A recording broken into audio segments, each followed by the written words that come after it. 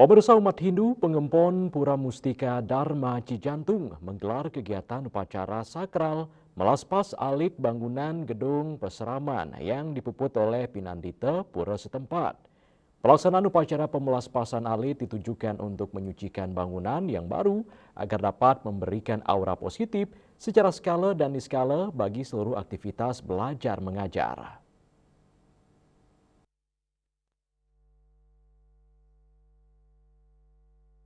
Sebagai pedoman, upacara pemelaspas merupakan ritual pembersihan dan penyucian bangunan secara spiritual.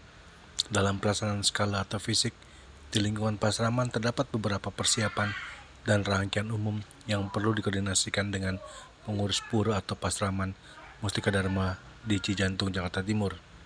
Ketua Pengempon Pura Mustika Dharma Cijantung, Inyoman Suwarjana mengatakan, pengelola pasraman adalah struktur lembaga agama yang bergerak dalam mensukseskan pendidikan keagamaan Hindu. Peserta didik atau siswa Hindu sangat terbantu dengan adanya pasraman. Untuk itu pengelola akan sangat dibutuhkan untuk pendidikan pasraman ke depannya. Hari ini kami melaksanakan upacara prasita atau melaspas alit pembangunan gedung pasraman Pura Mustika Dharma yang sudah kami laksanakan kurang lebih setahun yang lalu.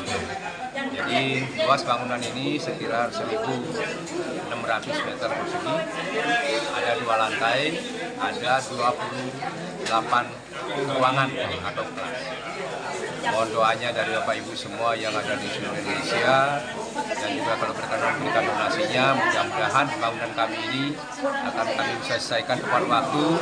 Kami rencananya melaspas di tanggal 26 September 2006 menuju Purnama Kapak. Kami maksimalkan di lantai bawah, Haliki Namastu sudah selesai, dan juga umat Dharma mohon juga mengatur bakti dalam kandungan sambil berdonasi menyukseskan bangunan Pura Mustika Dharma. Sekaligus kami juga mohon dukungan biar Mahasabha Parisada Dharma Indonesia Pusat berjalan lancar. Haliki Namastu.